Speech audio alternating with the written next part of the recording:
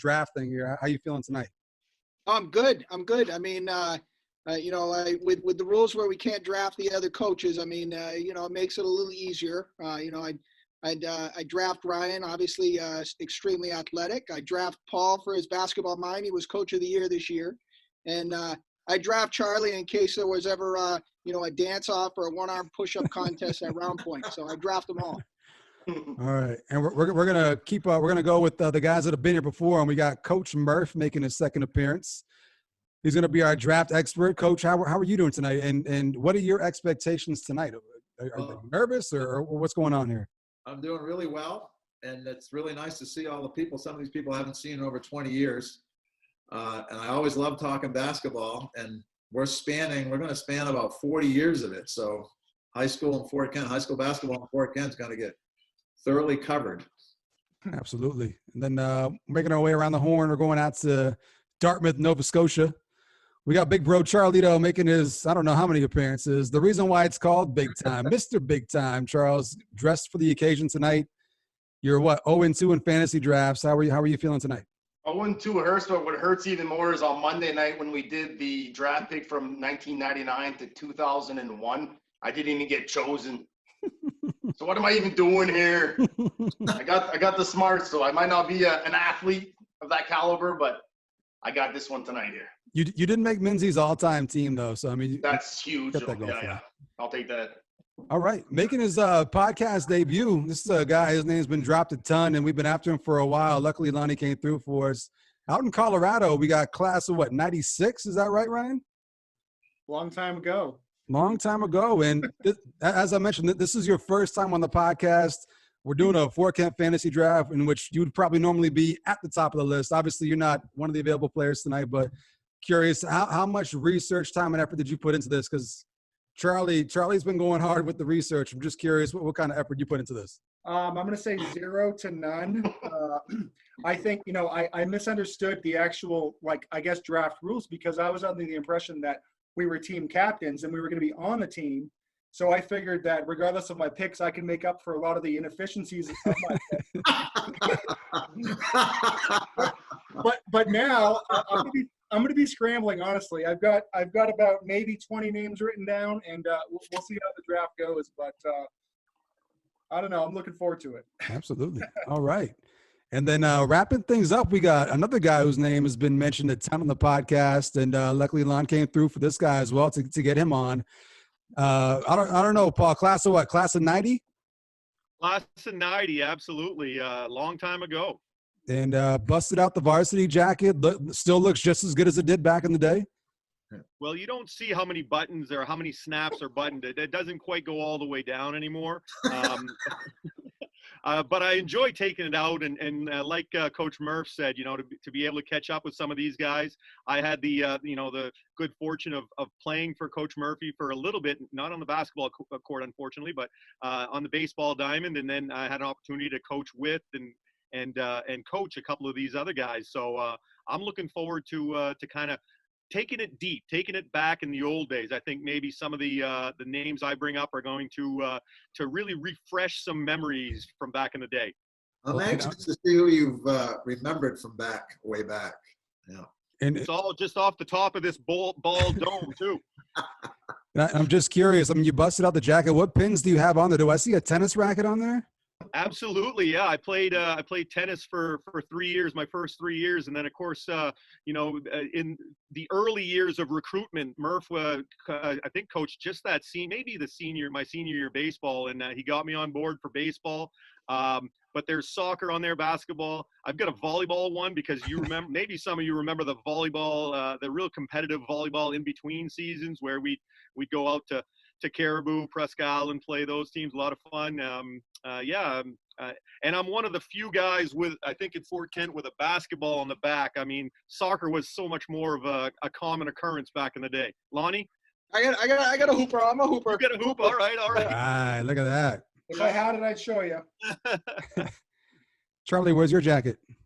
They didn't have one for JV. They did. You just had to pay more. Yeah, on the sleeve, it said JV. Yeah, for sure. So, I've got help already. Look Hi. at this, bringing in the help already. You may not need it because what people, for people just now seeing you for the first time in a while, the coach of a very successful team, some say probably the best team in the entire state this year, coach at York currently. I'm guessing that's got to give you some type of advantage tonight going into this thing in terms of how to build a team, what you're looking to do. Well, I mean, I certainly I've learned from some really good coaches out there. I've had some great teams. I think I've certainly been a mentor to Laughn and taught him a lot of what he knows. I do have some things up my sleeve, though. He's still got some things to learn. All right. And Ryan, I'm just curious what your approach is here. Are you just going to draft best available, or are you trying to build your team in a certain style, or what's your approach? Haven't thought about it. I think I'm going to go best available because, coming from, Fort Kent High School basketball, everybody was about 6 feet tall. So I don't think you're going to gain any advantage from going center first or guard first. All right. And Laughn, obviously you've had some success as a head coach as well, and you've had successes as a fantasy GM. What's your approach tonight? Are you going best available? Or are you trying to build your team in a certain way? What's the approach? Yeah, you know what? I'm going to kind of see how the keeper picks work out first. But I think, best available, you can never go wrong with best available. And Charles, not only are you the best dressed, you're also probably the most prepared. I mean, on the last couple of podcasts, you've had literally 100+ names of individuals that you've put together on your big board. How much time and effort has gone into tonight for the draft? Oh, I didn't want to show it this early, but here, it's right here. Oh, here we go. Oh boy. Probably 160 names. All right. I'll shout out to some of the guys I reached out to real quick. Yeah. I got Steve Perro's opinion, Joey Bard, Robert Plord, Bob Parent, Kelly O'Leary, Travis Delisle, Casey Bushi, Gary Thibodeau, Jason Netto, Legs Labby, and I reached out to 2 individuals. Legs Labby? Legs. And I got Matt Roslingdale's all-time starting 5 from Fort Kent. And I got Ryan Dupre from Caribou. Chico, that is Parker Dupre's dad. I got his opinion too. So got my homework right here, boys. Let's go. How many? Hey, just remember, all that homework last night got you the bronze medal. I know. Still fun. It sounds like only you can mess this up, Charles. And Charlie, how many of those teams, how many of those players or people's input did you write your name at the bottom on? No, none this time. Actually, I got mentioned twice. I'll tell the funny story again, though. Legs Labby, when he submitted his list last time, he didn't have Laughn on it. Memory loss. Yep. All right. So before we get into it here, I want to bring in our draft expert, the man who coached a lot of these guys and has seen a ton of Fort Kent basketball, just basketball in general. Coach, I'm curious, what is your approach to building a successful team? When we had Minzy on, he talked about building around a goalie and his defense. I'm curious what your approach on the basketball side would be. Not so much what type of player, meaning center, guard, whatever. The first thing, and these guys will remember this, is hard work.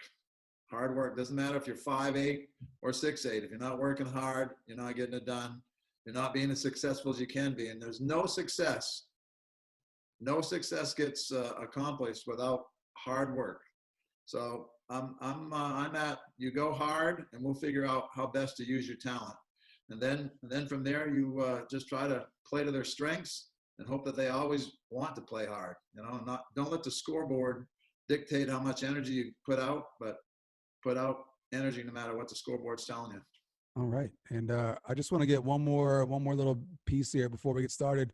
Last time, Laughn, you kind of maybe cheated by hitting up Minzy ahead of time, asking for advice, getting names. Did you talk to Murph prior to tonight to kind of pick his brain, or how did it work? See, I talked to both of them to get them on here, but I didn't ask the questions. I'm keeping the integrity of the draft intact. So I actually talked to him about him remodeling the kitchen and how many times he's had to redo things over again. But that's about it. No, just to get him on here. All right. Funny how you talked to him about remodeling his kitchen yesterday, though. That timing is interesting. You're sharp. I got one thing too. I didn't talk to Coach Murph himself, but I got his son's list right here in front of me too. So if anybody was close to the source, Yeah. I got it right here. All right. So before we get started, we're just going to go over the draft rules for tonight's fantasy draft. So we're doing a 6-player draft. So basically a starting five and your six man. Your first two picks are going to be individuals that you actually played with. And I know some of you guys kind of overlap in years. So if there's a dispute, we'll just do a coin flip or odd or even to determine who gets that player. And then your last remaining four picks will be from any era in Kent basketball history. So to get things started tonight, we're going to go opposite of what we have been doing. We have been going oldest to youngest. Tonight we're going to do youngest to oldest. So Charles.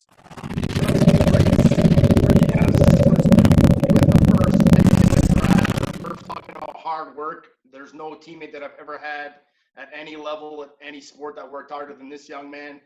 May he rest in peace. I get emotional just thinking about the fellow, but J.R. Bushi. Wow.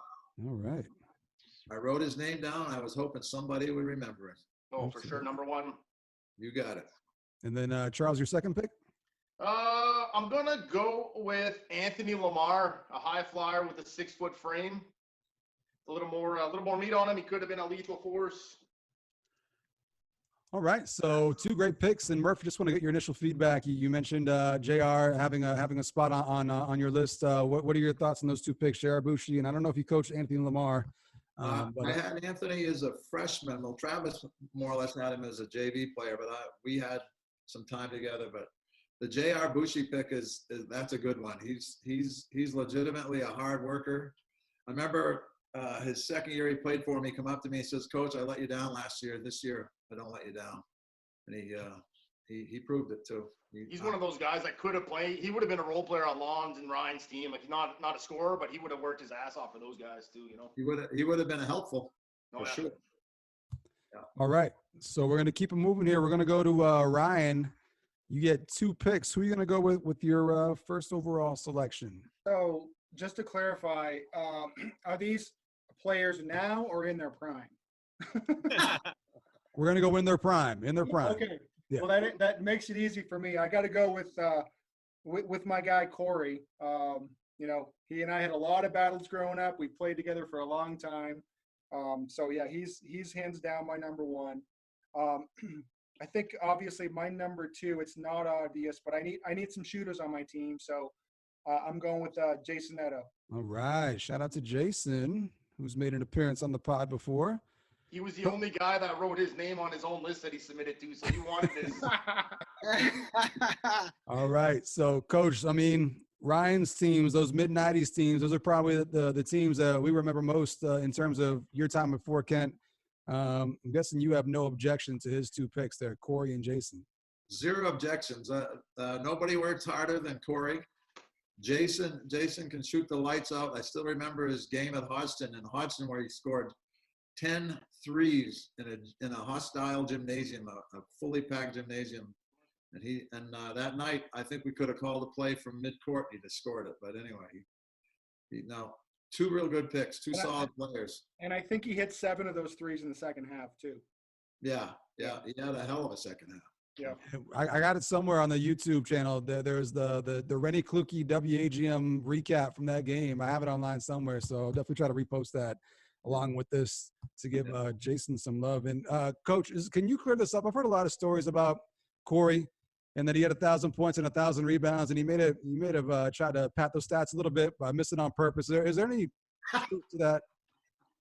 Well, he might have had a couple of putback bunnies that he might have missed on the first try, but no, legitimately though, hard worker, earned his 1,000 rebounds. All right.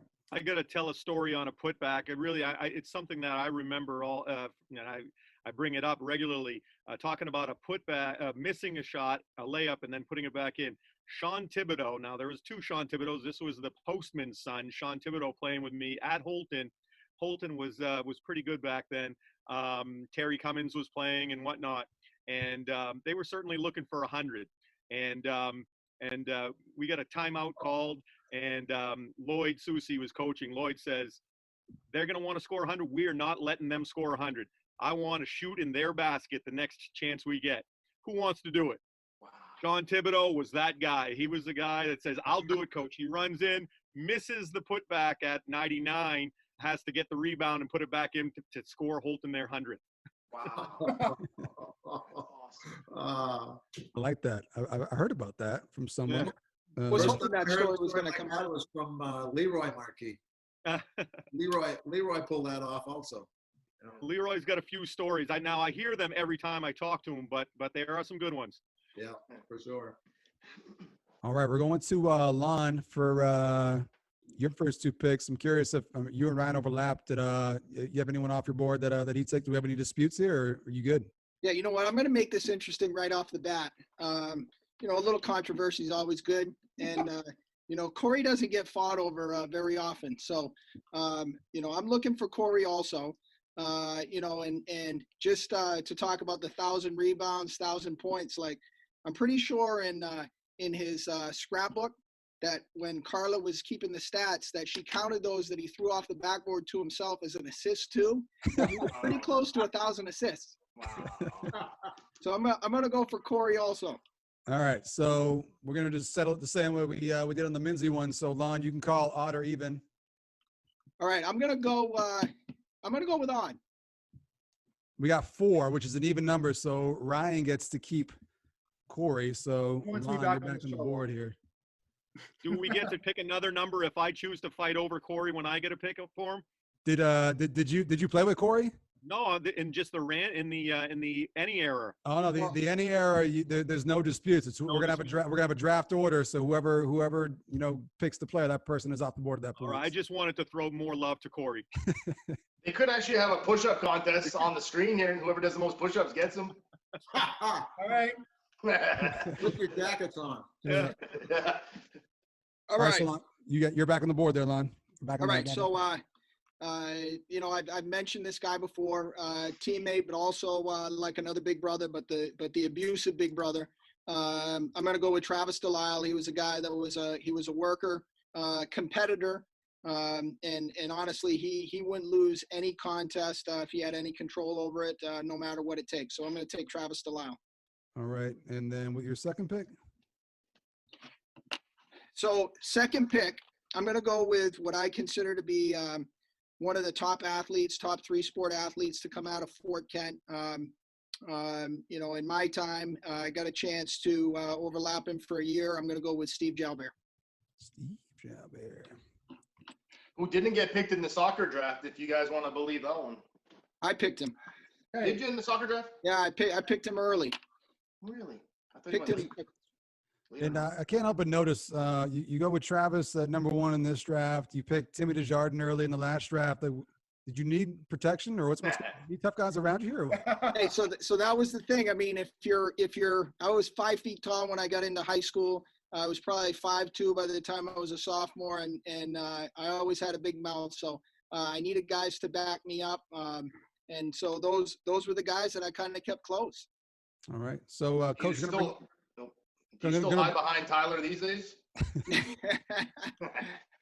I'm going to bring in Coach for your feedback or your opinion on Laughn's 2 picks, Travis and Steve Jalbert. What are your thoughts there?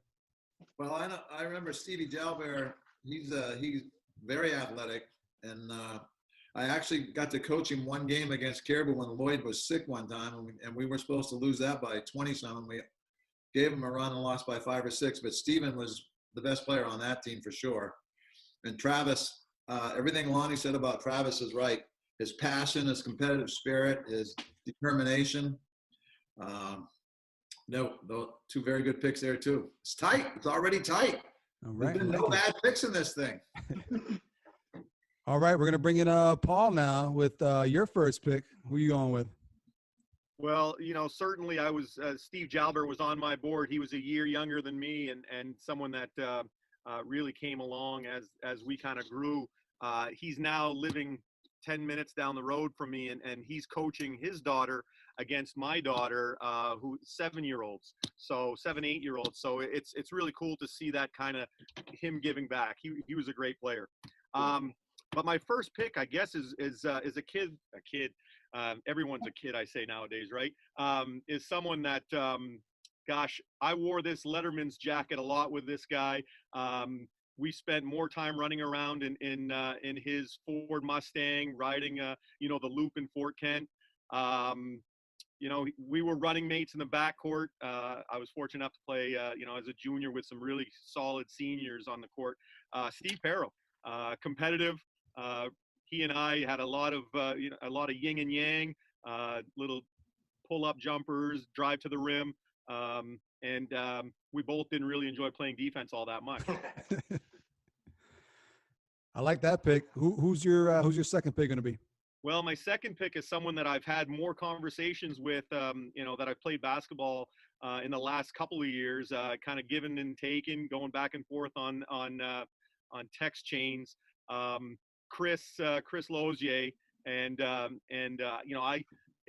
we're not supposed to recruit as high school coaches, but I did put a push in last year when his team up in Hamden, Bryce's team fell out of the tournament early, and our team lost early. I said, boy, wouldn't it be nice to connect next year? So Chris and I have communicated and had lots of fun this last year, going a little back and forth. Chris was talented, did a lot of really, really great things. Was wearing number 23 right when Jordan was, and just someone I really enjoy playing with. All right, so just to be clear, you're drafting Chris and not Bryce, right? I'm gonna take Chris. I still think, again, like I said earlier, Dad has some tricks up his sleeve as well with his son Bryce. All right, so we're gonna bring in Coach Murph. Your thoughts on those two picks? Stevie Perro, one of my favorites from growing up, just from Hack League on Sundays. Obviously, it was before my time. I didn't see him in high school, but your thoughts on those two picks? Stevie Perro is the competitor. I'm kind of looking at this. The people like Stevie, Travis, Corey, those are hard-nosed competitors. Those guys help any team out, and Stevie, awesome with his effort. And I thought he did play some defense, Paul. You said he didn't like any defense, but I see him. He irritated a lot of people that he guarded. So well, I will say the guys that were playing defense on that team were guys like Brent Tardy and Raymond Bouchard. Those guys were in there to just to aggravate and annoy other teams. Those two guys were tremendous on the defensive end. It allowed Chris, Steve, and myself to maybe concentrate more on the other side. On the fun side of it, yeah. I will say, though, like you're asking if it was Bryce or Chris. I'm pretty sure that Mr. Basketball trophy is next to Chris's bed, not Bryce's. Indeed. And Chris is a solid player. I didn't get to see Chris play maybe his senior year a little bit.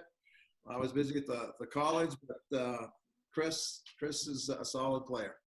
All right. So we got our first two picks out of the way. Before we get to the open air here, we got to get the draft lottery figured out. Charles, are you – I didn't even coordinate with you ahead of time, but you're kind of our draft lottery wizard here. So kind of carrying the podcast, so you can say it. So the way we've done this in all the previous ones is inside this bag we have 4 names on 4 pieces of paper. It's just going to be random draw. First name pick gets the 4th pick, 3rd pick, 2nd, and 1st. All right, and they're in the bag. The last 2 drafts, I've had the 4th pick in both of them, so it's not fake. So let's hope for better results tonight. With the 4th pick in the draft, with the help of my daughters, we're going to go with Laughn Berthiaume. All right. Stickers for you, bud. They really trying to make sure there's no 3-peat, huh? With the 3rd pick in the draft, we got – I kind of like the 4th pick because you get the 5th also, right? Yeah. But here's the 3rd pick. We're going to go Ryan. Okay.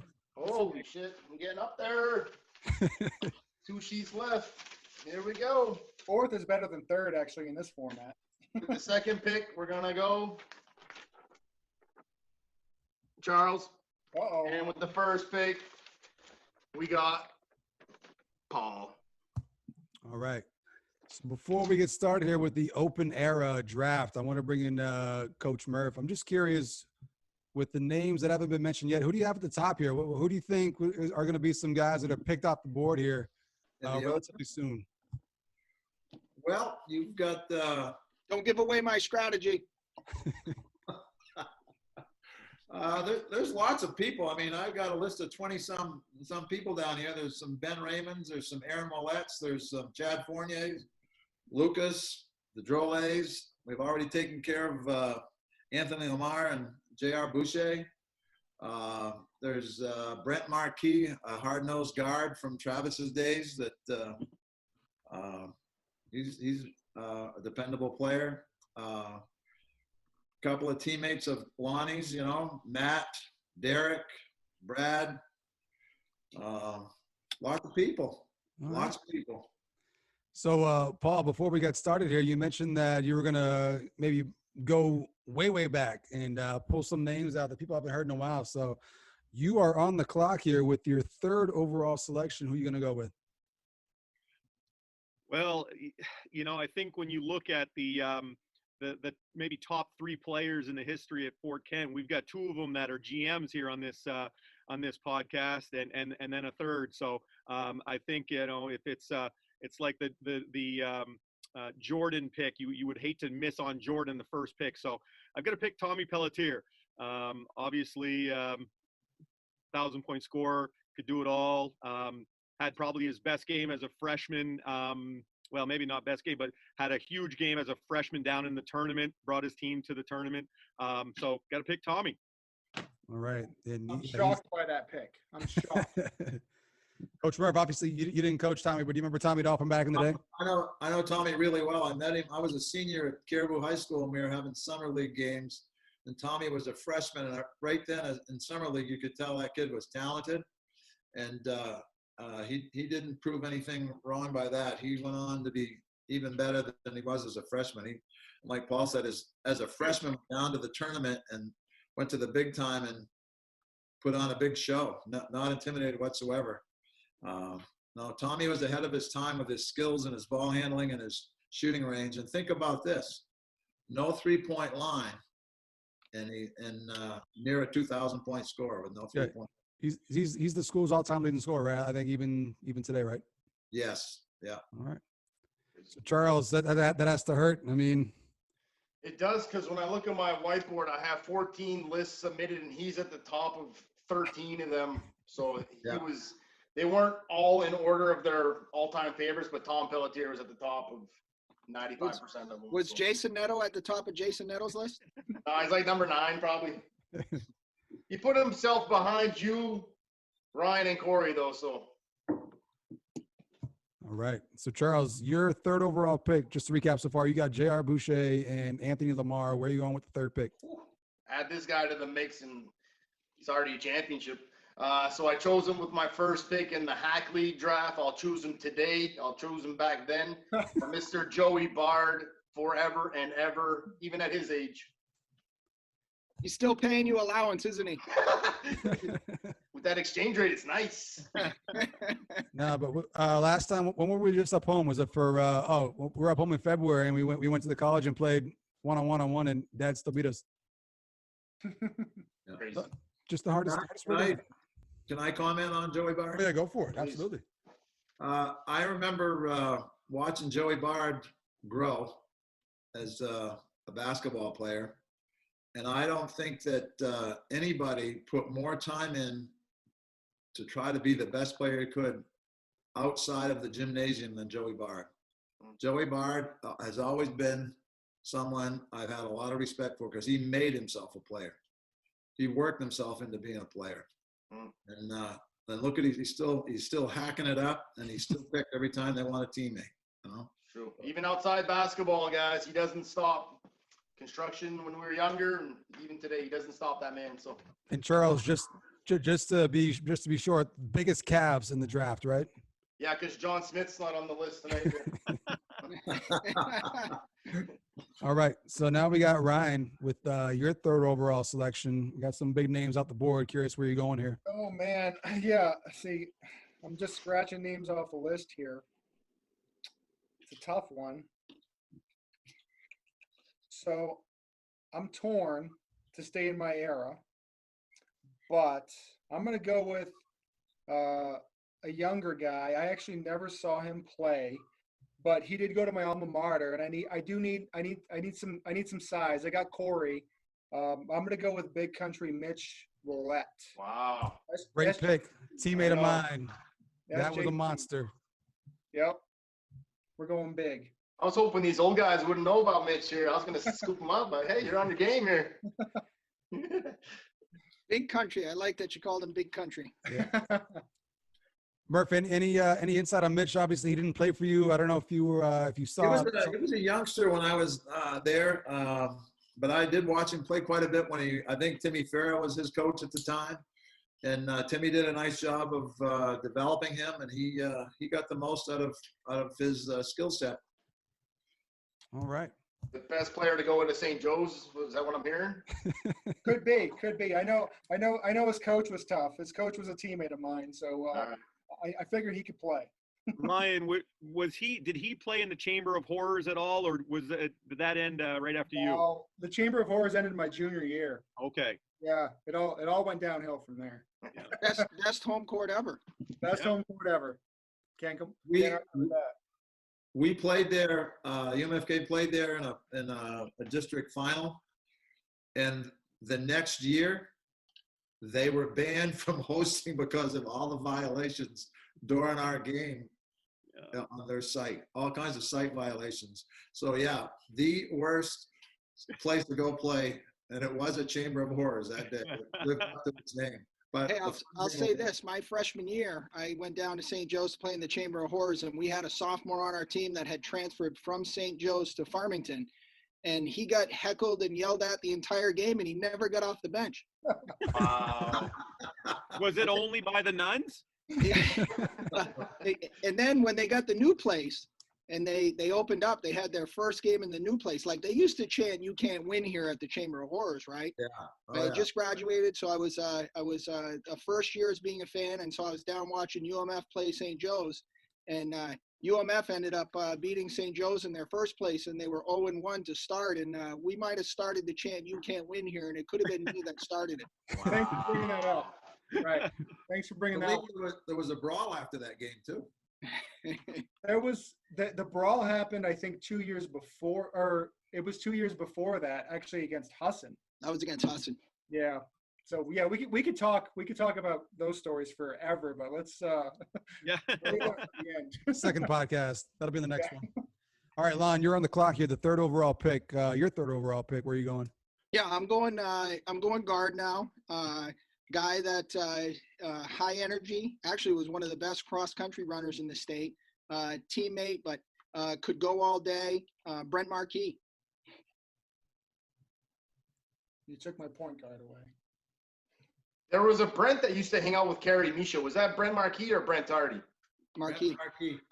He came to one of Travis's practice when I was young, and I looked up to him. I didn't remember his last name. All right. So, Lon, Lonnie, you're going hard onto the group that I played with. All three of those guys, I had the chance. Steve was a year younger, and Travis and Brent. Those guys were competitors, and certainly, my senior year, they had to do a lot of things for us, and they were super talented. All right, Lon, we're staying with you. Your fourth pick, right back at it. Yeah, you know what, Charlie? You kind of alluded to this guy. I mean, he was Kerry and Brent. They played together for forever, and honestly, he was a guy that had some untapped potential. Extremely athletic. I mean, he could stand underneath the hoop he was probably 6'2", stand underneath the hoop in his socks and just jump up and dunk it.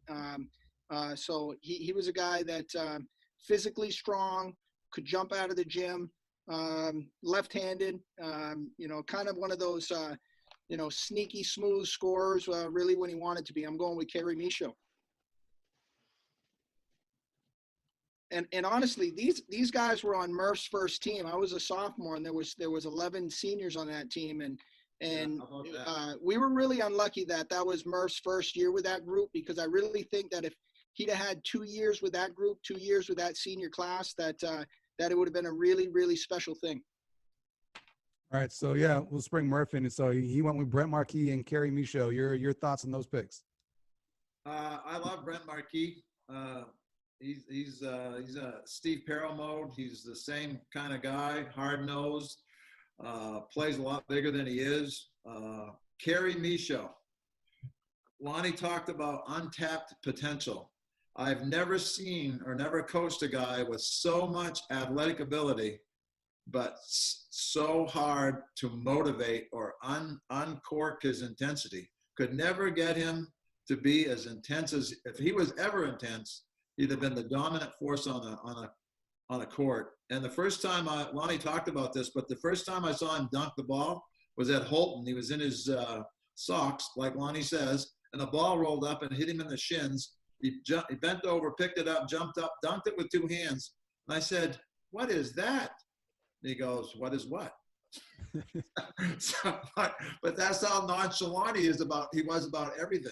And then in that final game against Holton that we won in overtime, he blocked the last shot Holton took. He blocked it, cupped it in his forehand, in his hand and forearm, and landed, and the buzzer went off. Wow. And that, I mean, he was in the lane, penetration, elevation. He goes up, and he didn't just block it. He just took it. A Bill Russell kind of thing. But anyway. All right. But that's why he needed you for another year, Murph. Oh, yeah. I felt bad for the guy. I tried everything under the sun to get that intensity to come to the forefront, and it would just come in little flashes. But Wow. All right, so we're back to Ryan for your 4th overall selection. Just to recap so far, Corey Thibodeau, Jason Neto, Mitch Willette. Got some size. You got a shooter. Where are we going now? Tough. I have a lot of guys left on the board, but this might surprise some of you. I'm going with a really young guy, only because I need a point guard. And this kid, I guess, recently scored 1,000, so he's in the 1,000-point club at Fort Kent. So I'm going to go with Jace. Is it Rochelet? Rochelet. Anybody ever seen him play? I haven't, but I heard he scored 45. I was his assistant coach this year.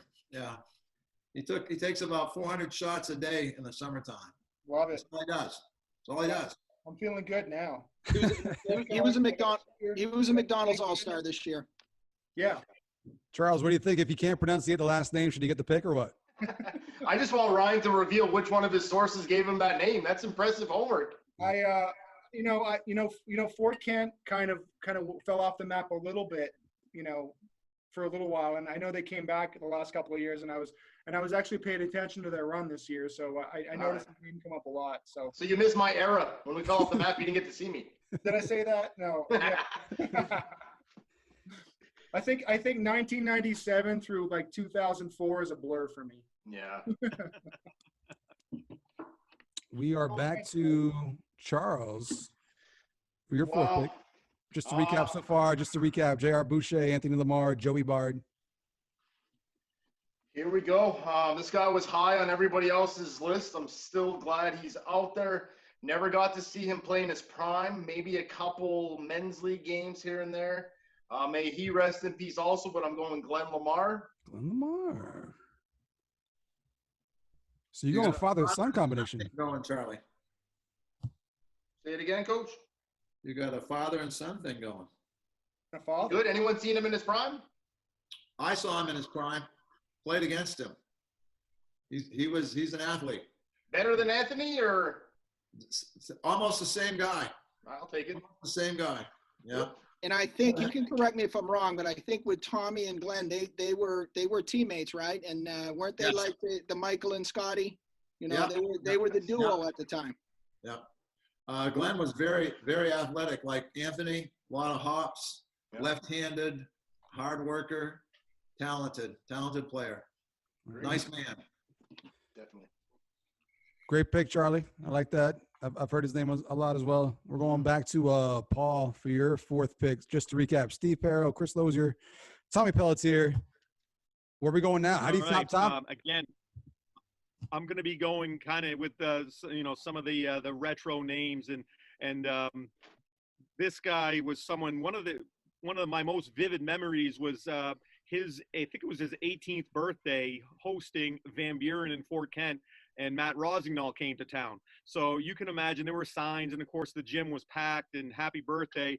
And I've already given Corey some loving, but there's no doubt I thought Roderick Thibodeau was a player. He was a hustler, intense, got up and down. Ryan knows up in the St. Francis, St. John area.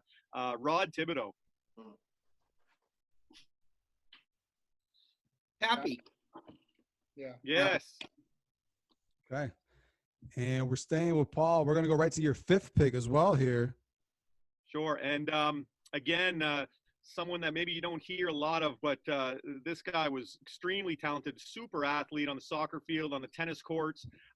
He actually taught me I want to say it might have been biology. He came in as a teacher at the University of Maine, Orono, when I was there. And because he came in and he became my professor, it was probably one of the few classes I went to through my years there. He's a chassis that you sometimes don't hear about because he didn't play in the Hack League, but Kevin Chassis. Kevin Chassis. Does anyone have any insight on Kevin Chassis? Are we just making up names now, or can we confirm this?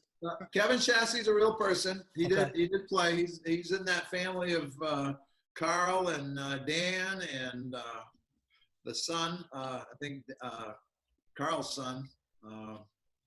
But no, Kevin Chassis, good player, good skills. Okay. So just to recap for Team Paul so far, Steve Perro, Chris Lozier, Tommy Pelletier, Roger Thibodeau, and Kevin Chassis. Charlie, back on the clock here. Recap for you. You got J.R. Bushi, Anthony Lamar, Joey Bard, Glenn Lamar. You got father-son combo. You gonna pick up little brother Sam here or what? I was gonna think about creating controversy and picking Sam over you, but I won't do it. I won't do it tonight here. I'm gonna go with the next. Ooh, this is a good pick still on the board. Athletic is an understatement. Never reached his full potential in high school, but a high flyer. You guys played with his older brother, but I'm going with Ben Raymond. Ben Raymond, okay. And Coach, I think you had Ben Raymond for a little bit, right? Yeah, as a youngster, and he was a high flyer. He's very athletic. Another one of those lefties. How come lefties are so hard to guard? What is it with that? You know. But no, Ben, and a nice young man. Kind of had to be told sometimes to be more aggressive on the court. He was maybe too unselfish at times. But no, very athletic, very skilled, hard worker. And Charles, Ben's pretty much right down the road from you. Did that go into your thought process when picking him tonight? Did he come to your door and say, pick me or what? Well, no, with the lockdown, I got at least a month where I'm safe if I wouldn't have picked him. So I knew he wouldn't be knocking at my door. But no, we're good friends. We stay in touch. We see each other. He's got 2 young daughters. I got 2 young daughters, so we see each other a lot. So it's good to have some local faces around. So he's a good friend of mine. Hey, Charles? Yeah. Say hi to him for me, would you? Absolutely. Yeah. We'll do. The same, Charles, the same. For sure. We can line this up. Anybody that wants to talk to anybody, Tom can make it happen. So throw some ideas Tom's way and we'll make it happen. Looking for content all the time. Yeah. Next, we got Ryan up back on the board with your 5th pick. Just to recap, Corey Thibodeau, Jason Neto, Mitch Willett, Jason Rocheleau. You got 2 1,000-point scorers. You got a man who went and played well at St. Joe's. You got a knockdown shooter in Jason. Where are we going with the 5th pick here? So, my strategy at first was to go with best available. But as I see my team forming, I've got my big guy. I've got my power forward. I've got my shooter. I've got my scoring point guard. I'm going with, this might surprise a lot of guys. This guy was a spark plug from my era. I know my junior year, he would come off the bench and light a fire out under anybody with his defensive play.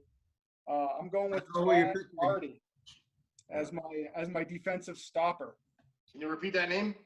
Chad Tardy. Thank you. Coach Murph, thoughts on Chad Tardy? Chad Tardy, unbelievable energy. Literally, I couldn't believe it, but Coach Lauren Gee and I were watching one night, and we had to look at each other. He was guarding player A, who passed to player B, and he intercepted player A's pass. He deflected it, stole it, and scored it. And he actually came into a game against Presque Isle, and he had guards and people looking like this. Where is he? He was a Tasmanian devil. I have never seen somebody with so much energy in my life as Chad Tardy. I'm going to give some Oh, go ahead, Coach. You finish. We have a hustle chart. We took pride in having a hustle chart. It's all the things that I feel are important to showing energy and hard work. And we named that hustle chart after his career. We named it the Tardy chart. Nice. Because he would fill up the hustle chart with the turnovers, the loose ball recoveries, the tie-ups, the defensive boards, the back tips. I mean, crazy energy. Charles, I'll jump in there too. So as a youngster, I looked up to the 4 of you guys on the screen here today, and I'll never forget your tournament run. There was a front page photo of Chad Tardy going in for a rebound, or I don't believe rebound. Layup. It was a Layup? breakaway layup. Thank you. Yeah. Yeah, iconic photo. I wish if anybody has that right there in their scrapbook, put that on the screen because iconic photo. A quick story about Chad. We're down in Millinocket in a preseason tournament, and I don't know, Ryan, if you remember this or not, right? And Chad broke all the rules. Like he wasn't where he was supposed to be. He didn't get into a good stance. He always overcommitted. He used his hands too much. He broke all the rules, but he was so damn quick. So he was driving me nuts, and I said to my assistant coach, what do we do? He says, well, let him play with a group of guys. Let him play with the first team and see what happens if he plays with a bunch of guys that can play. And so we put him in the game. We played him. We rotated him in. He ended up with the first team. So he gets a steal, dribbles from midcourt. He makes a steal at midcourt, dribbles down, and dunks the ball at 5'11". I turned and looked at Wade, and I said, did you know he could dunk? He says, no. I said, Chad, what's up with that? He goes, I thought I'd try it. Wow. And he dunked That's how it the usually ball. happens.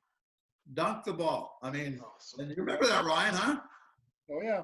And there were the old geezers up in the stands that were watching the game and kind of falling asleep. And then this 5'11" guy goes in, skinny as a rail, jumps, dunks it easily, and comes trotting back and mean face, plays defense, gets ready to go again. Yeah. Nice. Also, a great name drop right there. Shout out to Wado, right? Yeah, Wado, yeah. Yeah. He was my next pick. All right. So Lon, you get we got one more pick here for everyone to have their fifth pick. So Lon, just to recap, Travis Laughn, Steve Jalbert, Brent Marquis, Kerry Michaud. From what I can see, not very big, right? I mean, I don't know all these names, but not very big so far. Curious where you're going with the fifth pick. See, you might look at that lineup and say not big, but I'm not worried about the boards. Between Jalbert, Delisle, and Kerry Michaud, we're tough, we're athletic, we're quick. Those guys can guard on the perimeter and they can get up to the rim. So I'm not worried about rebounding. I'm going sort of like the Chad Tardy pick. I'm going with a defensive stopper, and so like. This guy was the Marcus Smart of his era. Like Marcus Smart, you think of Marcus Smart now, where he does all the dirty work all the time, and he takes charges, and he lets those other guys that are the scorers do what they do, and he doesn't care, right?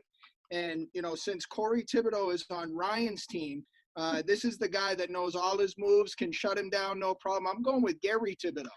Ooh. He's too small. Hey, Gary was a teammate with Tommy and Glenn, right? Yes.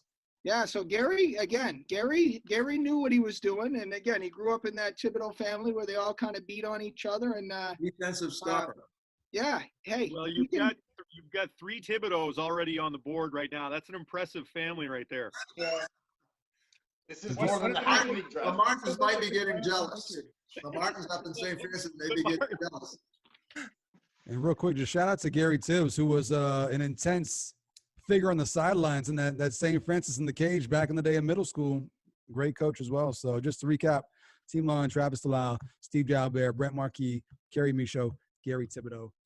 You guys have one more pick, your 6th man. Before we do that, though, we're going to go around the horn here. I just want to pick your guys' brains here. So obviously this group spans a great time in 4K basketball. Maybe not so much for Charles, no offense, but, we've talked about it. It's all right. Just want to go around and try to get maybe one moment or one game, one incident that kind of sticks out from your guys' mind, from your time, from when you played. We'll start with Lon. Like thinking back on your days, I mean, you got the jacket on right now. What's a moment, a game, a teammate? What stands out in your mind? There are a couple games, so I'm going to kind of cheat and go with a couple. But we hadn't made the tournament in a long time. I couldn't remember the last time Fort Kent had made the tournament, and we had to win our last game of the season to get into the tournament. And so we were playing Holton at home, and we won that game in overtime, and we got a chance to get to the auditorium. And I just remember having on my sneakers, on the toes on my sneakers, Bangor bound, so that when I was going to shoot a free throw, that it was something that we were looking forward to. So that was one game that sticks out. But another game that sticks out for me is we got a chance to go to the auditorium and win a game. We had gone a couple years and we hadn't won, and we got in, and we were I think we were the 4th seed that year, and we beat Ellsworth in a very tight game at the Bangor Auditorium, and so that one was a pretty special game. How about you, Paul? Like Laughn, many great memories. I guess I'm gonna steal 2 as well. We played against, in my era, there was some really, really talented teams. The Presque Isle teams, Caribou teams were teams that were playing for state championships regularly. Calais was loaded when we were younger. Calais had Arnie Clark on the sidelines, tremendous coach. Bobby Campbell was a couple of times, in the Bangor Daily teams. Joey Clark, they had a 6'11" kid, I can't remember. Very, very good. And I remember Calais, of course, back then we would go down and play Calais twice. We'd play them on Friday, stay over, and then play them again on Saturday. The year afterwards, they were still very, very good. They came up to Fort Kent. We played them Friday night, and my junior year, and we dropped like 30. I think it was 32 to 15 at the end of the first quarter. We hit everything. We played well, and we just kind of, I think at that point we made our mark that that Fort Kent basketball was pretty competitive. The other game is actually didn't happen in the game. It was afterwards. The Limestone teams were unbelievable back then as well, and I know they were in your eras too. But Limestone with the base, and there was the Troy Barnes and some of those guys. They were unbelievable, athletic, 6'6", 6'8". I think everyone on their starting 5 was taller than us. We didn't beat them that year, but the following year, up down in Limestone, we won. And the celebration in the locker room afterwards was one that you read about. It was Sean Thibodeau again, one of those guys, just was kind of the court jester, running around in the locker room. Their coach came in to congratulate us afterwards. Of course, not everyone had their clothes on at that time, and we were just simply goofing around. So those are some of the things I think about and remember, just the good times. All right, Ryan, we're going to go to you, but I'm thinking it's Caribou. I'm thinking it's a game in Caribou that happened, which, just for everyone watching that game, we have it up on our YouTube channel. We got the game winner on the YouTube channel, but is it that game, or is it something else that sticks out for you? Well, I mean, I don't know if I can just pick one. Obviously, I played in a lot of great games over, and I could actually think of one game each year of my career, right? I think, obviously the Caribou game was probably at the top. Obviously playing against a Class A school, a rival, a team that we really didn't beat a lot, over my career and over Laughn's career. Being down 18 at half, which seems like insurmountable in a high school game when you're playing 8-minute quarters. I would say that probably is at the top. And then winning the way we did, obviously, I think was obviously really fun on their home court. Hey, you can tell how you won. Go ahead. No, I'll do that. I'll do that. Watch it. Obviously the tournament games are special, like Laughn said. I mean, obviously playing on the, Bangor Auditorium is like nothing else you'll ever experience if you ever grew up in Maine. Those wins were awesome. The losses really sucked because I feel like, we underachieved. Obviously it's, everyone's Uncle Rico, they have their own moments. So, but going back to my freshman year, I think Limestone was huge. I actually remember practicing for those games. Like the Limestone game, I remember the practice the day before when we ran ice, when we were up, 101 to 98 or whatever it was. The year that, Limestone might have won the state championship that year with Tony Tobin. And then obviously sophomore year is Presque Isle, because, playing against Presque Isle and Caribou were big for us, obviously, because they were always really tough teams, really hard wins to come by. And then, junior year beating Chris Funk and Caribou for the first time, I think, ever. And overtime was another one for me. So I know I got a lot. There's not one specific one that stands out, but they were all good. Hey, those two that you mentioned, Limestone and Presque Isle, those are right there with me too. Those were excellent games. Great picks. Yep. Charles, how about you? Curious where you're going with this. I'm going to back it up even further than that. So my journey starts as a – say it again? You're going to the rec department days, aren't you? I am, but I'll keep it clean here now. Just picture a young 6, 7-year-old Charlie Bard running around the field, man, looking up to the likes of Paul Marquis, Laughn Berthiaume. Ryan, I don't think you did the rec program. Am I wrong? Oh yeah, I was part of the rec program. Okay, my memory is hazy. Work with me here, so I apologize. Ask Paul. But yeah, you tell me that fast forward 20 to 25, 30 years later, I'd be sitting in a chat room with these 4 gentlemen, man. You can't tell a young kid that that's anything that would ever happen. So I'm just so fortunate to be sitting here with these guys. As a young man, I used to travel to every tournament game with my grandmother, who's passed away. Her and I were very close. So it was I would travel with Pat Vizin and Gene Vizin, Matt Thibodeau's parents. Pat's parents, yeah. That would be the 4 of us. We'd go down. We never missed a tournament, guys. So when Laughn and Ryan were playing down there, I never missed a game. So you guys were a huge influence in my life. So thanks for everything. I'm very honored to be here. Coach Murphy, I've had you as a basketball coach and a soccer coach, and man, your resume speaks for itself. You guys have all been inspirational and a huge influence. So just thanks for letting me be here, really. All right. So, Coach Murphy, you said that you could touch on the on Ryan and the Caribou game. There's two tidbits to Ryan's Caribou game. Number one, we were down 17 at halftime, and we had a little talk at halftime. And we would have wiped out the 17-point lead in the third quarter alone had we not turned our last 2 possessions over. But we cut it down from 17 to 6 at the close of 3.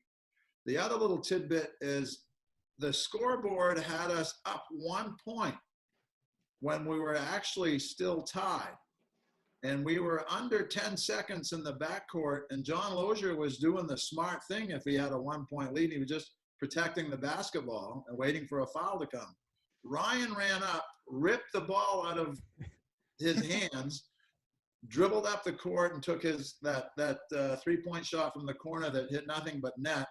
And then the celebration started. But so the whole thing was Ryan knew we were tied. I knew we were tied.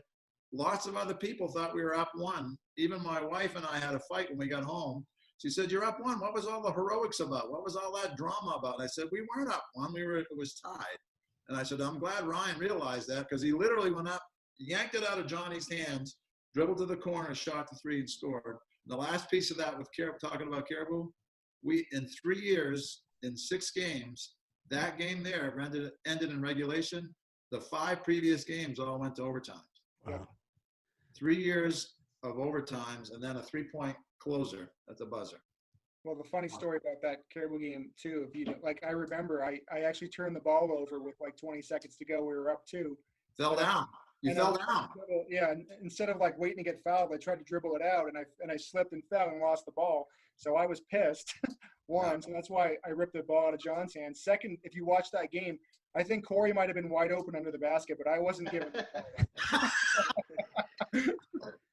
He would have had 1 rebound, 1 assist, and 2 points. Yeah, and the buzzer would have went off too soon. Yeah. Like I said, that game, we have it up on the YouTube channel, so we're gonna repost it after this, just so you guys can go back and watch. It's big time. Before we get to the last picks, I wanna see how good Coach Murph's memory is. So we have 2 1,000-point scores. So, Coach, I'm gonna ask you what Ryan scored his 1,000 point on and what Laughn scored his 1,000 point on, and we'll see. We'll ask him afterwards if you got it right. So, how do you remember how Ryan scored his 1,000 point? You know what? I'm almost embarrassed to say that I don't know either one of those answers, because both those guys never made that a priority. Both those guys played, and when it happened, and then we went on with business, and that made me quite proud. Ryan spent a lot of fourth quarters sitting on the bench when maybe coach could have played him 3 more minutes, 4 more minutes. Lonnie got his 1,000. I really don't know, because our whole objective each time was the game at hand, the situation at hand. And both those boys are honorable for not making that what they wanted to accomplish, but more what they wanted for the team to accomplish. I bet you they remember those. So, Ryan, how'd you score your 1,000 point? How did I score it? That's a good question. Shit. I do remember what day I scored it on, because I like it. The funny story is Laughn and I scored our 1,000th 1 year apart exactly. So for the last 20 plus years, I get a text from Laughn on January 24th. And he's like, happy 1,000 point anniversary. So I think I scored it against Caribou on a I assume like a floater in the lane. I don't really recall. It's probably on tape somewhere. How about you, Lon? You remember? All right, so I guess I have a better memory than both of these guys. True story that I do text Ryan every January 24th and I say happy anniversary. You know, unfortunately, every once in a while I miss my own and I have to apologize to my wife, but I don't think I missed Ryan's anniversary for a while. All right, so the funny story. So we had played Caribou and Presque Isle back to back. We played Presque Isle first. That was the game Ryan was talking about. We beat Presque Isle at home in overtime, and I had needed whatever I had needed to get to 1,000. I had scored all but 4 in that game. And so we were playing Caribou the next game at home. And I had a good friend that played for Caribou. His name's Eric Salmonen. We had gone on a soccer tour together in Europe the year before. We were teammates there. And so we were really good friends. And he was their defensive guy. He was their defensive stopper. And I only needed 4. And so the night before, this was a time there was no cell phones, no texting. So I called his house the night before and I asked his father if I could speak to Eric. And when Eric got on the phone, I told him that I was going to score my 1,000th point tomorrow in his face. And then I hung up the phone. But my 1,000th point was scored on a 3-pointer and it was with him guarding me. And I still remind him about that today. I like that. Was it from the Indian head? That was the thing back in the day, the Indian head on the court. Yeah, so this one was sort of in front of the on the girls' side of the gym, close to their bench. So yeah, it was on that side of the court. All right. So we got to get to our final picks here. You guys have one more pick, and we're going to determine the winner, and then we'll do something fun before we get up out of here. So we're back to Laughn. Just to recap, so far, Travis Delisle, Steve Jalbert, Brent Marquis, Kenny Michaud, Gary Thibodeau. Where are you going with the 6th pick? All right, so I'm going with a scorer, and this is a guy that is a young guy. I know all the drills that he was put through in the driveway by his father. I already know where you're going. 1,000 point scorer, McDonald's All-Star. I'm going with Caleb Delisle. All right. 2 Delisles on your team. Is that gonna affect Other father-son team. See, you know what? Caleb's actually. I got a chance to meet him at the McDonald's All-Star game a couple of years ago. You know, I got my picture taken with him, and I congratulated him. And he's a mild-mannered guy. He's probably the son that would take the direction from his father a little bit better than the middle son. Austin's probably got a little middle child syndrome like myself. I think Caleb, in my opinion, just from a short time I've talked to him and known the family, I bet he'd take Travis's direction pretty well. All right. What do you think, Murph? Is that true or false? You nailed it. Travis often compares Caleb and Aaron Berthiaume and Laughn and Austin Delisle. Caleb and Aaron, receptive to coaching from dad, patient with dad. Laughn and Austin, they accept the coaching, not really patient sometimes, a bit stubborn at other times. So yeah, he's made that same comparison to me several times before. Yeah. All right. Ryan, we're back to you. Your last pick, just to recap: Corey Thibodeau, Jason Neto, Mitch Willett, Jace Rochelot, Chad Tardy. You got a little bit of everything. You got, I think, just looking the most well-rounded team, I think, in my opinion, so far. Where are you going with the 6th pick? So it's fortunate that Laughn had that pick because he was going to be my next pick, and I think I would have closed it out at that point. You know, I still have got a couple of guys on the board, and this one's tough. Obviously, the last pick is the toughest. I'm going to go with a guy. Man, this one's tough. So I've got my center, I've got my power forward, I've got my defensive stopper, I've got my point, I've got my shooter. I'm going to go with a guy that actually played with, another guy that played way bigger than what he was. He had the porn stash in 6th grade, and I think Laughn knows where I'm going. So I'm going to go with Brad Courier. another guy who was a 5'11" center, but he was a Dennis Rodman. He was a tough guy, played way bigger than what he was. So I'm going to go with Brad to round it out. He was a 5'11" center in 5th grade. Yeah, it's true. Yeah. He never grew another inch. I think Brad might be the most mentioned person on Big Time podcast history. I think his name comes up, I think, almost every episode. It's crazy. Maybe we should get Brad on the podcast here at some point. Because he was buying people beer when he was in 6th grade. Everyone's going to give him some respect. Charlito, one more pick just to recap. You got J.R. Boucher, Anthony Lamar, Joey Bard, Glenn Lamar, Ben Raymond. Last I pick. don't know how that's not the best 5 out there, and I'm feeling confident here tonight. I'm going to go one of 2 ways. I'm either going to throw a sympathy vote and just pick up Lucas Slovak because he's probably crying at home right now. Or I'm probably going to go with a individual that Tom's probably going to have to give the summary on this fella because I don't know if you guys ever seen this guy play, but I'm going to go with Seth Rivera as point guard. You guys Teammate of mine, 6'3" point guard, out of New York.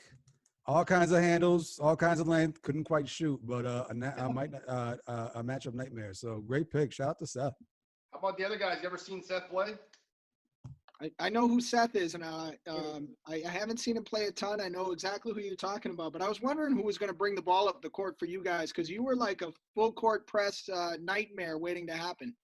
Listen, for the Hackley draft, I went with my dad and Lance Martin. I didn't want to go with those 2 again tonight here, so I had to mix it up. I kind of Charlie's got Ben Raymond could handle, Anthony Lamar could handle. Now he's got Seth Rivera. Charlie's stacking it right now. He's getting it. Don't forget my dad. He thinks he can handle it to this day, even. Yeah, well, we'll hope he learns from this.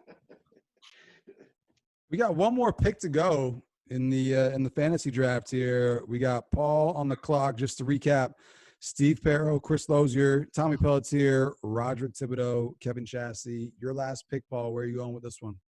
Well, this is, I didn't really do all the research that Charlito did. I think certainly you got to give him all the credit in the world. But the people that I did talk to were more around my generation. One of the guys I did talk to was my old man.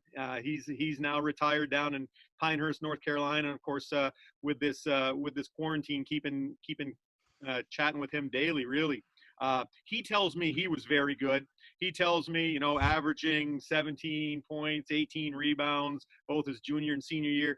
He also mentioned a part of that was because John Libby would shoot it about 40 times. And again, Murph might know some of these names. John Libby was a tremendous player. Of course, he went to Madawaska his senior year, and that automatically disqualifies him from any kind of selections in Fort Kent. But I'm not going to pick my dad. I'm going to, when you get to my age and you start reminiscing about the things that you remember about growing up in the times, and I still talk about this to my athletes nowadays. It's different in the southern part of the state. Fortunately, we've had some really good success in a lot of the teams that I've coached, and we've had some great followings and fan support. But I don't know that it was like what it's always been in Aroostook County, and I'm sure still is. Boy, I remember going into the gym and it was packed, and the pep band was playing, and Corey Gagne was going crazy on the drums. That was before his brother, and Corey was.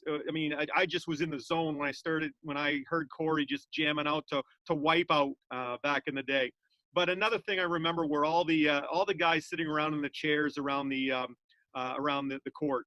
The Dr. Alberts, the Dr. Chassies. I picked a couple of those guys already. Chassies, Elmer, Dr. Pelletier, and that's where I'm going to go again.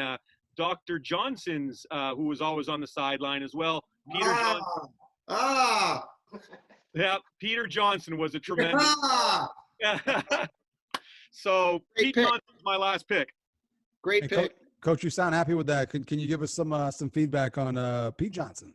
Peter Johnson is about 6'4", and he was really athletic. And I don't know if you recall when Hyde, the private school Hyde, was coming to play in Fort Kent with a group of boys out of Cleveland, the city of Cleveland. And to be honest, Peter was the only guy that could maybe play with them or be on their team. And a hell of a soccer player as well, but 6'4", real agile, real hardworking, decent shot, and good footwork. And I had him down here as a starred oldie, and Paul come up with him on the last pick. I will say that Robert Plord, Fudge, submitted his list and had Peter Johnson at the top of his list too. So Yeah. I had Peter Johnson on my list too as a guy that that was mentioned. I took a chance. I thought he was a high pick, but I was hoping that maybe I could slide him under the radar. I don't know if he'd be my sixth man. He may very well crack the starting lineup on my team, but I like where my team is. Up until that pick, Paul, you had a positionless basketball team. You realize that, right? You had 5 perimeter players there. You would have I had a pretty good. I had to go 4 out, 1 in. I had a pretty good run this year with a bunch of athletes in York, and when you look at some of the best players that's ever come out of Fort Kent, Ryan, Lonnie, Tommy, I mean, whether it's picking best available, I think there's a heck of a lot of athletes on my team, and certainly Pete fills that need. Yeah, for sure. Absolutely. All right, so I gotta say this too. I think with the guys that I've researched and have on my list, we could go 10 deep, and there's a lot of guys not mentioned. This is fun. I think every team is solid top to bottom. you guys want to go one? You guys want to go one more pick? I'm down. I mean, we can go another pick if you need to. I was just mentioning that I thought every team was pretty stacked at this point. Yeah, I'm gonna quit while I'm ahead. We're doing decent on time. You know what? Let's make one more pick here. So snake draft rules continue. So Paul, you're back on the clock. And I'm curious that Peter Johnson pick, Murph lit right up. I'm wondering if you're just trying to buy off the judge here, if you're just going for nostalgia and just trying to please the judge. Maybe it's a little bit of that, but Murph didn't get it. I mean, Murph had some fantastic teams, and certainly one of, if not the best coaches that Fort Kent's ever seen. So when he says it's a good pick, you know that you're doing something right. So no, not trying to buy him off. Just I think I know where talent lies. All right, so we're going to go one more pick each. So Paul, back to you. Since we're going a little off the format, then I think this pick fits in perfectly. This was a pick I was considering for my era. You know, I think again when you look at a coach on the floor, and Lonnie knows. I mean, you're only as good as the people you surround yourself with.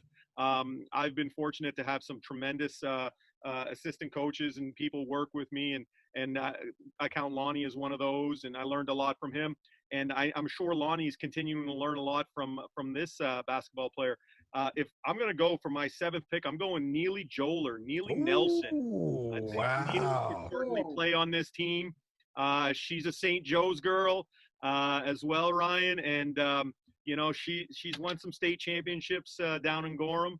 And boy, she was as much a competitor as any of these other tough-nosed guys as well.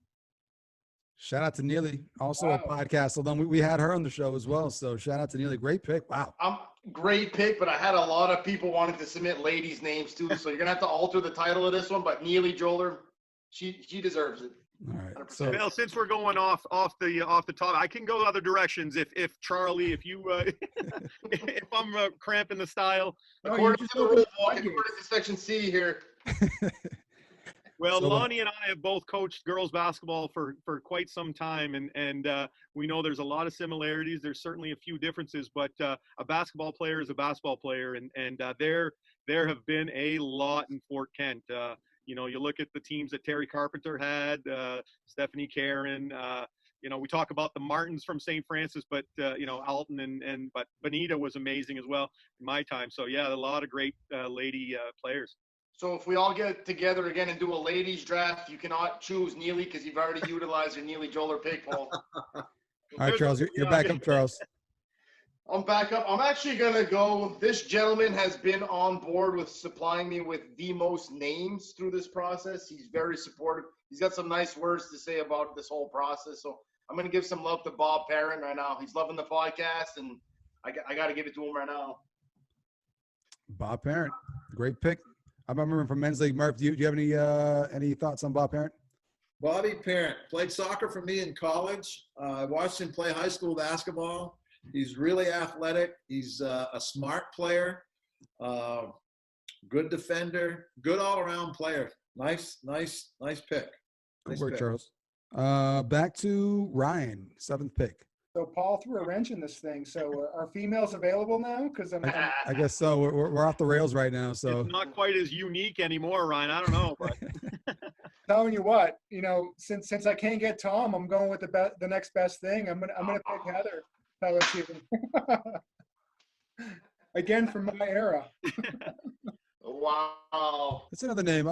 Hey, Lon, I'm gonna have to talk to you because I've tried to get Heather on here before and she's declined. So maybe you can work that for me next. But Hey, you know what? If you can get Ryan to actually do his solo podcast, I'm going to be 100%. So I'll give it a shot. all right, you heard it right there, Ryan. We got to make this happen, Ryan.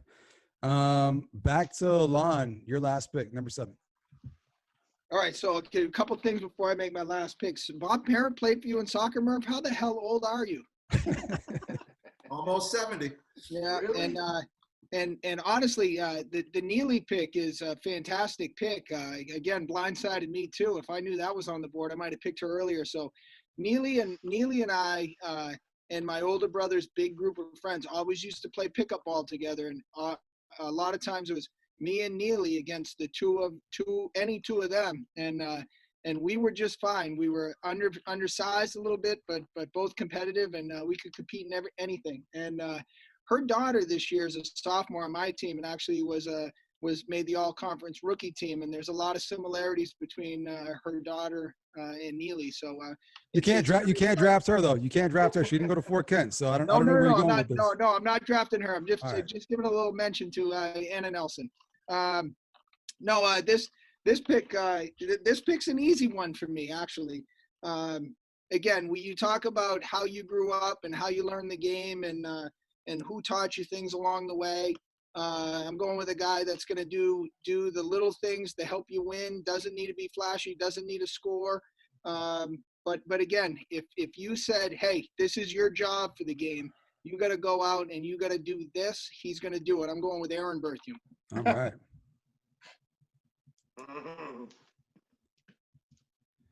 All right, so I'm going to recap these teams here for Coach, so he can kind of start to think about where he wants to go for tonight's victor. We're going to give him a couple moments, and we'll do a little thing to kill some time here while he thinks about it. So just to recap, Team Paul, we got Steve Perro, Chris Lozier, Tommy Pelletier, Roderick Thibodeau, Kevin Chassie, Peter Johnson, Neely Joler Nelson. Team Lawn, we got Travis Delisle, Steve Jalbert, Brent Marquis, Kerry Michaud, Gary Thibodeau, Caleb Delisle, Laughn Berthiaume. Team Ryan, we got Corey Thibodeau, Jason Neto, Mitch Willett, Jace Rochelot, Chad Tardy, Brad Courier, and Heather Pelletier. Actually, it's not Heather Pelletier anymore. What is it? Heather Ornelius? Heather Ornelas, I think. Ornelas? Sounds about right. Team Charlito, we got J.R. Boucher, Anthony Lamar, Joey Bard, Glenn Lamar, Ben Raymond, Seth Rivera, Bob Parent. No brothers though, Charles. Little surprise there, but it's all right. It's all right. So Murph, we're gonna give you a chance to think about that, and while you think about it, we're gonna go around the horn and give our guys one last chance to butter you up. So Paul Marquis, your thoughts on Coach Murph and what kind of influence he's been in your life? wow. Well, obviously you as a coach or an educator in any arena, really, you take the little bits and pieces that you can, whether it's some of the good and some of the bad, and I've had some coaches that I've learned maybe things that I would prefer not to do, and some things that I try to continue to do even to this day. Coach Murphy was someone that I was a youngster when he was coaching at the collegiate level, and growing through that time period, and I always had the highest level of respect for what he was doing at that level, what he was putting out on the floor, the kids and the types of kids he was recruiting. There's a connection between Coach Murphy and my family as well. My father coached at Allagash, and when you talk about all the tremendous athletes in such a small town and small school that was in Allagash, the girls teams my dad had, the boys teams that he had, Coach Murphy followed him and the teams that he had there. And then my dad did the same thing, coached at UMFK, and Coach Murphy, I think, followed there. Might have been right after, I'm not sure. Well, we were together for a while there. Was it? Okay, yeah. But I remember going into the gym, and he was always so accommodating. He wanted to see the young kids. He wanted to see, whether it was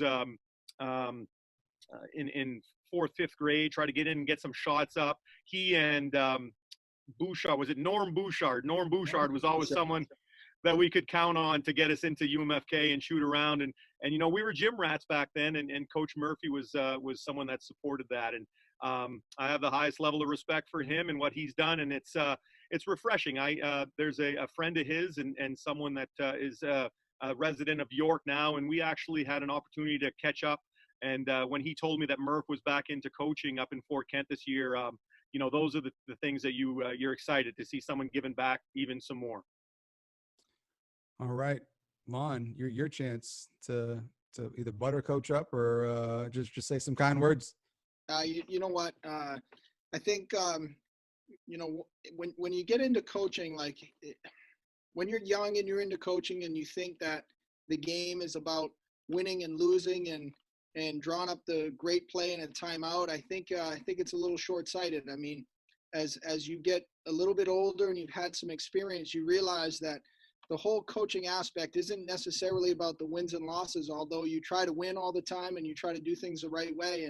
And then you come to realize that it's about the impact that you're able to make on people in their lives. And I think the measure for me of a successful coach is when you get the opportunities to see how you've impacted other people's lives. I think that's the real measure. And so for Coach Murph, I mean, he's a guy that I keep in touch with to this day. He shows up at my playoff games. We text, we talk on the phone. I mean, I still, we talked about that game, or Ryan mentioned it a little bit earlier. We talked about that game against Limestone where we decided to run ice, which is a bit of a stall action play to get people to foul you and make some free throws. And I have that with my team. I mean, I run some of the things that he taught me, and we discuss those things. And so I'm fortunate for those relationships that I'm able to make. And so to me, the biggest thing that he taught me was that athletics and coaching is about the relationships you get an opportunity to make and the impact you get to make on people's lives. So, I'm very appreciative that he's been a mentor of mine, not only when I was playing, but for my lifetime. Absolutely. So, Ryan, your turn here. Obviously, not a high school basketball coach like the previous two guys, but I'm guessing Coach Murph has had a lasting impact on you as well. So just curious, your thoughts here. No, definitely. I mean, I echo, everything that Paul and Laughn just said. Learned a ton. Obviously, coming, I got to play for Murph for 4 years. Not a lot of guys can say that they had that relationship. Coming out of junior high into the high school world, it's huge change, right? It's big time at that point, and obviously Murph, gave me that opportunity. He took, I don't want to take a chance, but the fact that if you look back at myself and Corey coming in as freshmen, he took a chance on us. He put us in the starting lineup right away, and I think that was the best thing he could have done for me personally in my career. I was one of those guys that never really had. It's weird to say, like, the confidence that I needed, and I think him kind of pushing me in my younger years.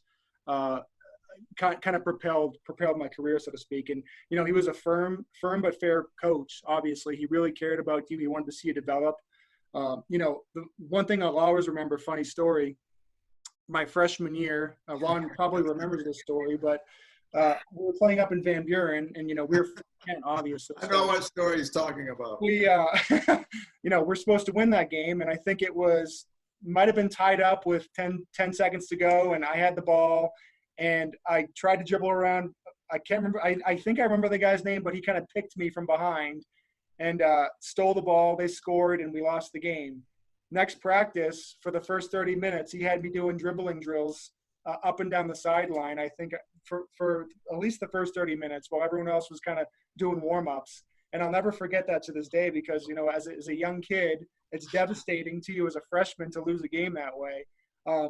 But to this day, I'll remember those things, so it's things like that kind of help mold me not only as a basketball player, but as a person as well. So much love. I don't talk to him enough, obviously, to this day. It's been a long time. Obviously, moving away, it's a little bit harder, but I'm coming home next month. Hopefully we can catch up if we're out of quarantine.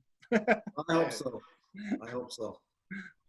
All right, Charles. So you only had Murph for maybe a year in high school for basketball, but you obviously had him in college. So your thoughts before we get Murph's decision here. I'll start off by saying he's not going to like this comment, but he's like the Bill Belichick of Fort Kent. No, I'm so glad that he persevered and stayed with the program. I mean, to go with these guys in the 90s through the trials and tribulations of the early 2000s. I mean, you guys probably don't know this, but Murphy used to go home and cut firewood after our basketball games to the wee hours of the morning. I think he needed another release, so we got into dog sledding. I mean, this is all our fault. Sorry, guys. We failed tradition for sure, but I know between high school and college, you were always there. Your message stayed the same. You were a motivator, just an easy person to talk to. You pretty much convinced me to go to Fort Kent because as a youngster coming out of high school, you don't know what you want to do. We had some good conversations. You say, come play soccer for me here, and the rest is history, I'd like to say. So, yeah, thanks to everybody out here. Coach Murphy, you're going to have a word to say. And after this, let's give Tom some shine, too. I know Tom didn't want anybody else in this room other than these four right here. This is big to Tom, too. So let's give him some love after Coach Murphy speaks here for sure. All right, Coach, your turn. I'll let you either just comment on the guys on the panel here or anything you want to say before we get your final verdict. I'm going to comment a little bit and say thank you to everybody for the kind words. The coaching, I think Lonnie put it best. The coaching, I've coached a lot of teams in a lot of sports. And the most rewarding piece of it is the invitations to weddings, the announcements of childbirths, the ask you to be a part of their wedding, the relationships. Coaches never get paid enough for what they do if they do it right. And I'm a blessed man. I'm looking at four faces right here, and I'm a blessed man. I'm 4 times whatever hundreds of people that are out there. I love my coaching, and I love everybody I've ever coached. Absolutely. Okay, you got me emotional here. So. All right. So before we get Murph's final decision, just to echo Charles, this is big time here. I didn't get to see Paul play back in the day, but I played for him in rec department. Lon, I know more so as a name. I don't remember really seeing you play. Ryan, that's some of my earliest high school basketball memories. His dad sneaking us into the gym and going to see you play. So this is big time.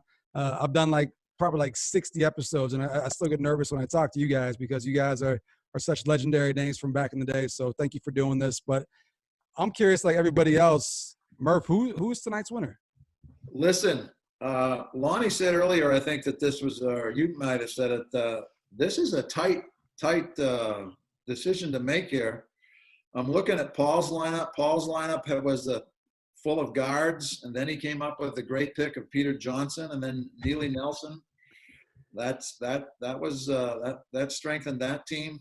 I was worried about it being too small. Lonnie, he's got some competitive people. Travis, Stevie, Jalbert, Brent Marquis, Gary Thibodeau, Aaron Berthiaume. Ryan, he's got shooters, rebounders, size, ball handling. Charlie, J.R. Boucher, Anthony Lamar. The first spot, he came up with the first father and son combo. Charlie Bard, your team has all it takes. You've got scoring, you've got rebounding, you came up with, I was worried, Charlie, you needed a ball handler, and Seth Rivera and Bobby Parent can play the point as well as a 2-guard. So a tight matchup. But I think Charlie's 160 names finally got him a victory. I thought you were going to say he was 4th. Well, Coach, you mentioned it early. You said hard work pays off, and certainly Charlie has put some hard work into these last few podcasts. I think it's paying off. Attaboy. Thank you, Coach. But really, boys, I'm looking at this, and this would be quite a tournament to have these teams play each other. You know, a little round robin action, and then seed them, and then play again. Yeah. I want to take it to the next level. I want somebody to go to a PlayStation 4, create these players with their skill set, and simulate it. That's what. All we've got is time right now. All we've got is time. Also above our pay grade. I'd like to tell one last story before we leave, and it's been mentioned a couple of times. We talked about, you guys all paid me great compliments, and I had Paul in baseball, and he made our season successful that year. Talked to him out of tennis, but one of the greatest compliments I was ever paid, and any coach, you understand your team doesn't get anywhere until they learn to trust you and your decisions and your plans and your schemes. And I think, not at the time, but years later, I stopped and I told Lonnie this story the other day. The biggest compliment I was ever paid as a coach was against Limestone, who was a high-scoring run, gun, and shoot team. And we could score, but I didn't really believe we could run with them. So we're in the fourth quarter with 3 minutes to go. We're up 81-80. And I call for ice with 3 minutes to go. Up 1 point, not 2 possessions, but we were shooting bonus. The next foul was bonus. We ended up winning that game 98-84 because Ryan and Lonnie made 15 out of 16 free throws out of that ice formation. But the point that's complimentary is I didn't use a timeout to set it up. I yelled out ice, and not one player batted an eye. Not one player rolled his eyeballs. Lonnie circled the wagons, and we ran ice, and we beat a team that went on to be a state champion that year. And a very unorthodox. That took a lot of trust. That team had to trust. So that might be the best compliment I've ever been paid for my efforts or decision making. Hey, Coach, who missed the free throw? Well, Ryan. I was going to say I went for 2 for 2, and Lon went 13 for 14. Ah. That's right. All right. So one more thing I want to do before we get up out of here. Or Lon, I see you got something. I got one comment. Like I think I was confused by the whole format here because I was under the impression that you couldn't draft anybody on the podcast, and that's the only reason I didn't draft Tom Bard. You don't got to butter me up, man. The thing has been decided already. All right. If I knew girls were allowed, I would have chose Emily ahead of my brother. Charles, I want to get one thing that you have though. You said you have Matt Rosnell's all-time Kent starting 5. Just curious what that is. Yeah. So actually, the list came back with only 5 players, and I was told that there might be a slight distaste for Kent, so 5 was all that he was going to provide. First player, again, I don't know if they're in order or not, but Tom Pelletier, Ryan Martin, Corey Thibodeau, Laughn Berthiaume, and Mitch Willett. Oh, that's a solid 5. No doubt. Absolutely.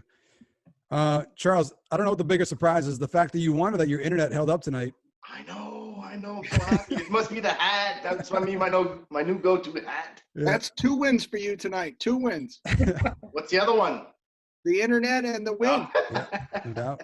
Give Tom some love. Let's hear something for Tom here. I'm good. I just appreciate you guys coming on here. This has been a lot of fun. We've been pumping out a lot of good stuff here, and I want to keep it going. So before we get up out of here, Lon, your final words for tonight's episode. Hey, it's always good getting on with you. To be honest, the first time I got on, a little bit nervous about what it was going to be like. It's a pretty special thing to be able to spend a few days and reminisce about high school times and or whatever the topic is. And so I'm very appreciative of you, making sure that everybody gets an opportunity to talk about the glory days. It's a lot of fun. I can't wait to see who you get next for me here. I'm excited because you've been on a roll here. So speaking of guys you got for me, Paul, your final words before we get up out of here tonight.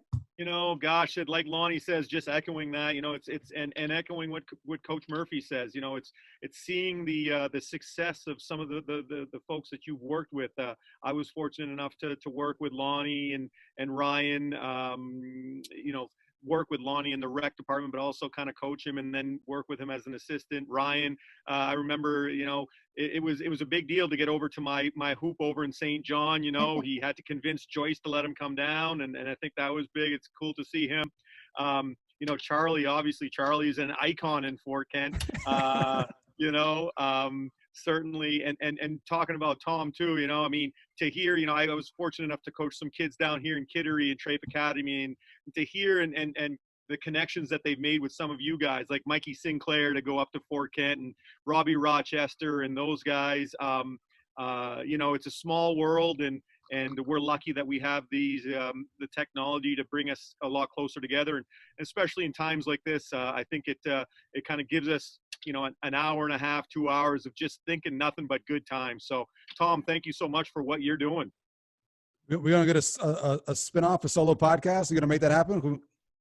Yeah, I'll have to check my calendar. I don't know. I mean, we could do a solo one. We could do the rec one. I think the Fort Kent rec department has a lot of great stories. Just the teams that I was able to coach those days. That was a lot of fun. We can chat. We could even just do a Marquis family one, I think. Sure. I got one last thing to say too. Rob Rochester, he's in Nova Scotia now too. He's about 4 hours away. And my last thing I want to say is right now, if we could lace them up, I'm going to go Coach Murphy, Coach Marquis versus Laughn and Ryan. Murph and Marquis for the win. Really, that's 3 wins for you tonight. 3 wins for you tonight. Hey, we're talking golf shoes, right? Golf shoes. Okay. We got to get Ryan's final words before we get up out of here. Charles, you cut the line, but that's all right. You won tonight. You're feeling good. But Ryan's final words.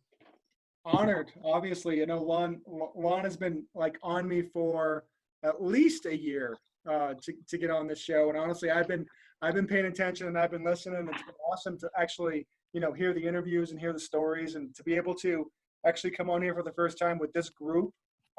It's amazing. So thanks for having me. It was awesome. It was a lot easier than I thought it would be. I was really nervous about my picks, but they turned out really well, and I actually think.